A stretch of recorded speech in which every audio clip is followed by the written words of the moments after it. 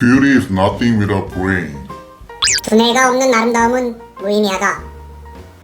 안녕하세요, 킴스쿨입니다. 오늘은 히어링과 리스닝, 그 중에서도 특히 히어링에 초점을 맞춰서 과학적인 원리를 설명드리려고 합니다. 이번 영상은 뇌 속에 영어가 산다 시리즈 3편이고요. 앞서 업로드한 2편을 보신 분이라면 우리 뇌에 실제로 영어뇌가 따로 존재한다는 사실을 이해하실 겁니다. 또 뇌에 영어를 집어넣는 인풋과 뇌에서 영어를 끄집어내는 아웃풋의 구조에 대해서도 잘 알고 계시겠죠? 이전 영상에서 언급한 것처럼 리스닝은 우선 히어링을 통해서 이루어지는데요. 소리값 자체를 파악하는 히어링과 그 소리값의 의미를 파악하는 리스닝의 2단 구조를 통해서 최종적으로 리스닝이 이루어지죠. 여기서 오늘의 첫 번째 포인트. 히어링이 우선이다. 우리의 최종 목표는 히어링이 아니라 리스닝입니다. 하지만 소리값을 파악하는 히어링이 없으면 그 소리의 의미를 파악하는 리스닝은 불가능하겠죠. 생각해보세요. 귀로 들려오는 모든 언어는 소리로 이루어져 있습니다. 그런데 소리는 뭐죠? 소리는 공기의 파동이 귀를 통해 뇌에 입력되는 것이죠. 공기의 파동이 만들어내는 소리가 뇌로 들어가서는 소리값들의 데이터로 전환됩니다. 즉, 우리의 똑똑한 뇌가 다양한 공기의 파동이 가진 각각의 데이터를 구분해내는 히어링 과정을 먼저 거치고 그 다음에야 비로소 그 소리 데이터들의 의미를 파악하는 리스닝 단계로 넘어가는 것입니다. 여기서 중요한 건 소리값들이 우리의 뇌에 들어오면 데이터들로 전환돼서 쌓인다는 사실인데요. 두뇌에 쌓여있는 데이터의 양이 많으면 많을수록 새로 들어오는 데이터를 기존 데이터들과 비교 검토해서 더 섬세하게 구분해낼 수 있습니다. 우리말에 고기도 먹어본 놈이 잘 먹는다 라는 말이 있죠. 소고기, 양고기, 돼지고기, 닭고기, 오리고기, 개구리고기, 말고기, 고래고기, 악어고기, 생거루고기, 팥그냥, 맛그냥, 여기저기 맛그냥 먹어본 사람이 고기 맛도 더 잘 구분하고 더 섬세하게 즐길 수 있다는 그런 말이죠. 생전 처음 먹어본 고기가 무슨 맛인지 바로 아는 사람은 없겠죠. 고기 먹고 싶다. 히어링과 리스닝도 똑같습니다. 여기서 오늘의 두 번째 포인트. 소리값 데이터를 뇌에 축적하라. 음악도 다양하게 많이 들어본 사람이 더 깊이 즐길 수 있고, 운동도 여러 가지 해본 사람이 몸을 더 자유자재로 움직일 수 있고, 미술도 여러 색을 써본 사람이 원하는 대로 색칠을 할 수 있고, 심지어 연애도 여러 사람 만나본 사람이 더 잘할 수 있습니다. 이것은 모든 분야를 관통하는 인생의 원리여. 뇌과학이 별겁니까? 이런 걸 두뇌 이치에 맞게 밝혀내고 활용하는 거죠. 킴스쿨은 뇌과학적인 원리를 영어에 맞게 설명드리는 것 뿐입니다. 뭐 이게 되게 특별한 게 아니에요. 그냥 너무나 아주 당연하게 이렇게 해야 더 좋은 거죠. 아무튼 히어링과 리스닝도 똑같습니다. 그러니까 초보자일수록 기본적인 영어의 소리들에 노출되는 시간을 충분히 확보해야 하는 겁니다. 하지만 음악이나 운동, 미술, 공부, 연애나 마찬가지로 처음부터 너무 이것저것 다 욕심내면 오히려 망합니다. 히어링과 리스닝도 처음부터 너무 많은 걸 다 욕심내기보다는 처음에는 1시간 이내에 짧은 음원 한두 개를 여러 번 반복해서 듣는 게 더 유리하겠죠.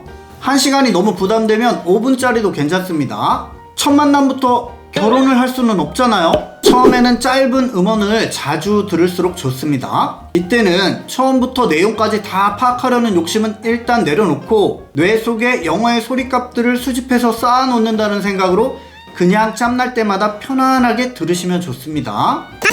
내용은 몰라도 소리 자체가 내 귀에 어떻게 들리는지에 정신을 집중하셔야 되겠죠. 집중하지 않고 들은 소리는 뇌에 잘 쌓이지 않습니다.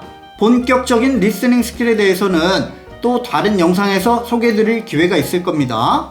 자, 여기서 세 번째 포인트.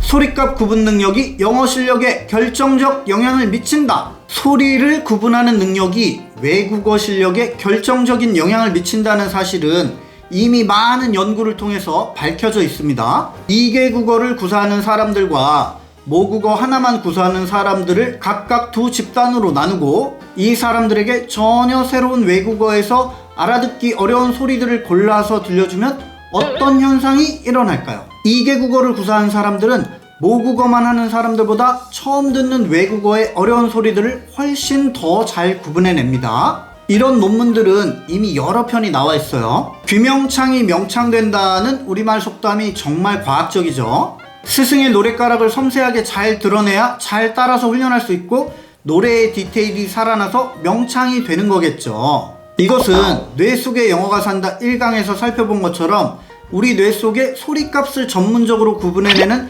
상언어 중추라는 곳이 있기 때문에 생겨나는 현상입니다. 우리가 소리의 미묘한 차이를 구분하려고 노력할 때 상언어 중추가 리스닝 센터인 베르니케 영역 및 스피킹 센터인 브로카 영역과 상호작용하면서 활성화되는 것이죠.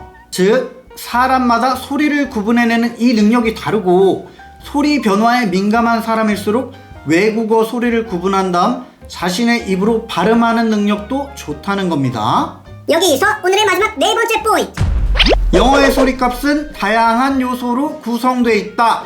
소리값은 단순히 하나의 요소가 아니라 어떤 소리를 구성하는 요소의 총합입니다. 영어에서 이 소리 요소의 총합은 우리의 입을 통해 나가서 공기의 파동을 만들고 이 파동이 귀를 통해 뇌로 들어가는 것이죠. 입술은 소리값의 최종 배출구일 뿐 그 전에 혀, 볼, 구강, 성대, 흉곽, 복근, 횡격막, 갈비 사이 근육 등등 많은 인체 조직들이 소리를 만드는 데 동원됩니다. 소리값의 구성 요소는 한두 가지가 아닙니다. 생각해보세요. 음의 고저나 강약, 진동, 리듬, 호흡 등이 전부 최종 발음에 영향을 미치죠. 그런데 우리는 어떻습니까? 발음이라고 하면 입과 혀에서 나가는 발음만 신경 쓰죠. 물론 일반인들이 이런 것까지 일일이 신경 쓸 필요는 없습니다. 하지만 가르치는 분들은 조금 달라야겠죠. 문법과 스펠링 같은 지식적인 요소들을 강조하시기 전에 영어 뇌의 과학적인 원리를 먼저 조금 더 생각해 보시면 어떨까요? 설마 아직도 문법 못하거나 단어 스펠링 틀리면 혼내고 그러시는 거 아니죠? 문법만이 살 길이라고 하시면서 영어 감각은 안 키워주고 계신 거 아니겠죠? 제 영어도 완벽하진 않습니다. 다만 평균보다 조금 더 잘하니까. 그리고 제 경우에는 대학 전공에서 뇌에 대한 내용을 조금 더 배울 기회가 있어서 제가 아는 내용을 나누고 있는 거죠. 그래서 저도 이렇게 매일 연구하고 노력하고 있습니다. 여러분도 저와 함께 계속 노력하고 발전해 주시면 좋겠네요. 이제 지금까지 살펴본 네 가지 키포인트들을 연결지어서 마무리 설명드릴게요. 우선 처음부터 영어 말소리의 뜻을 이해하는 리스닝이 안 된다고 좌절하지 마시고 일단 히어링 훈련을 통해서 머릿속에 소리 데이터를 많이 축적하세요. 이렇게 소리 데이터가 쌓인 다음에야 영어의 소리값을 구분해낼 수 있는 능력이 생겨나기 시작합니다. 그리고 각 소리 사이에 미묘한 차이점들이 구분되기 시작하면 비로소 리스닝 능력이 발달할 수 있죠. 물론 이 과정이 이렇게 딱 순서대로 일어나지는 않습니다. 순서가 바뀌거나 섞여서 일어날 수도 있어요. 중요한 건 원리가 이렇다는 사실을 이해한 상태에서 영어 훈련에 임해야 한다는 겁니다. 원리를 모르면 문제가 생겼을 때 해결이 안 되고 오히려 문제가 악화될 수 있습니다. 특히나 영어를 가르치시는 분들은 이 원리를 알고 계셔야 학생들이 문제에 봉착했을 때 올바른 길을 제시하실 수 있겠죠. 자, 오늘도 킴스쿨과 함께 해주신 여러분 모두 감사드리고요. 다음 영상도 궁금하시다면 구독과 좋아요, 알람 설정 부탁드립니다. 여러분의 구독은 저에게 큰 힘이 됩니다. 그럼 저는 또 다음 영상에서 인사드릴게요. 감사합니다.